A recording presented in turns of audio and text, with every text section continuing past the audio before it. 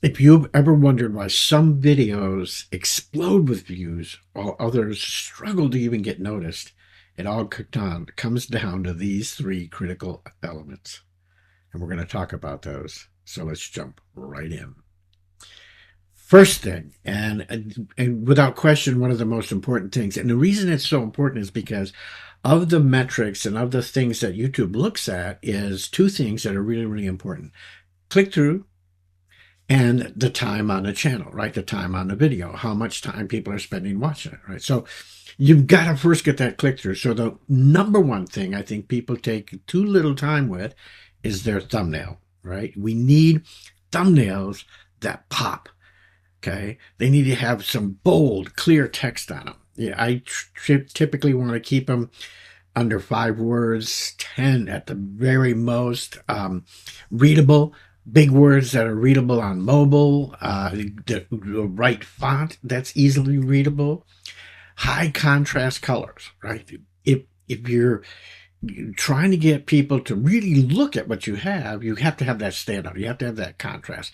If everything is kind of close to the same colors and blotted and blended, it's just not going to attract anybody, right? It's not going to pop. Facial expressions and arrows, da da da, all of these different things grab people's attention because they want to know what's going on, right? And when they're clicking and when they're swiping through a ton of other videos, you've got to have something that's going to stand out, right?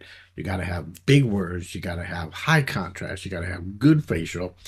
It's got to be consistent branding, right? Use the same fonts or similar fonts and colors and layouts across all your thumbnails so that when people go to your channel, they're seeing a similar thing all the way through it, right? And the last is some clutter-free design. Don't overcrowd it. Don't put too much on there. Keep it as simple and as straightforward as you can. You can't stress enough how important your thumbnail really is.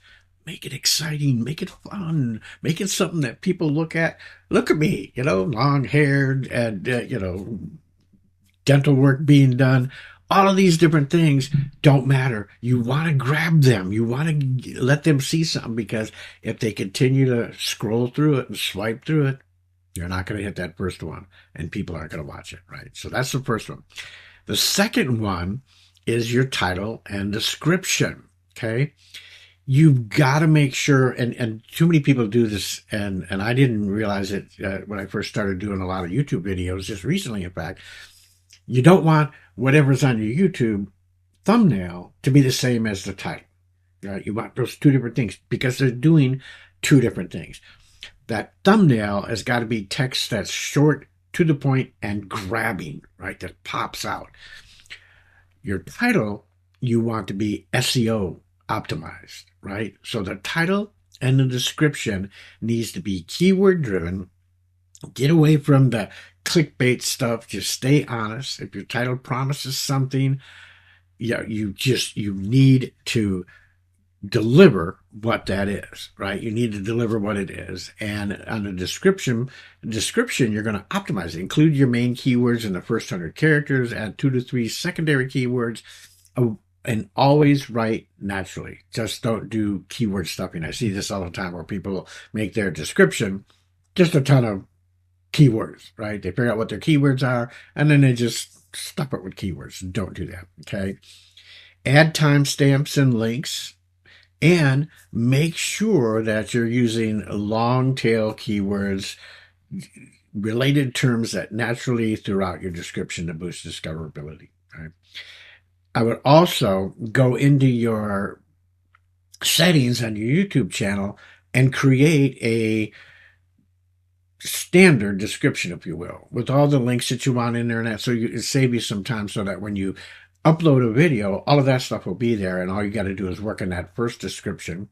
You're going to want to make sure that if you have any important links, that you put them in the above the fold, right? Because when YouTube puts it out there, you only see so much, and then you have to hit the more button. You want them to see all that, okay? And the third thing is the first 5 seconds of your hook, of your video, right? You got the click, now you need to keep them. And here's the hook formula, right? Start with a bold statement. Open with a question or surprising fact. Some fact that people are going to go, I didn't know that, right? Here's an example. Did you know that 90% of videos fail because of these three simple mistakes, right? Promise the value right away. Tell viewers exactly what they'll gain by sticking around.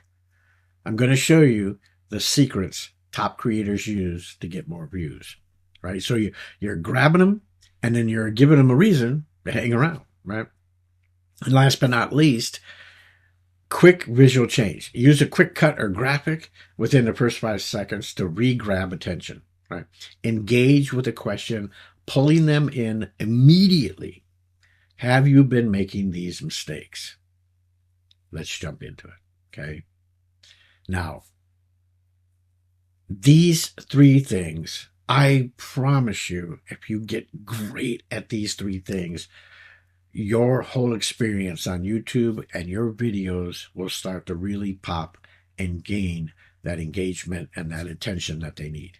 All right. Now, I'm not a big promoter of, oh, you got to get subscribers and you got to get comments, you got to get all these things, but you do have to get attention. You do have to have people looking at what you've got out there, what you're giving, what you're training, what you're providing, the value that you're giving. And if you can't get them past those first 5 seconds, you're going to have a hard time.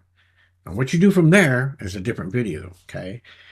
Mastering these three elements, the thumbnails, the titles and the descriptions, and the first 5 seconds can completely transform your channel. If you found these tips helpful, don't forget to like, subscribe, drop a comment with your biggest takeaway. I'd love to know what you're doing. Let me know what you're doing. And if you want to become great at telling stories and marketing through stories, I encourage you to go to rondeering.com/storytelling. Grab my ebook. It's a kind of a workbook with a worksheet that you can fill out and really get into creating your story, marketing with stories, because we all know that facts tell and stories sell, and you want to become a great storyteller. God bless you. Remember these three.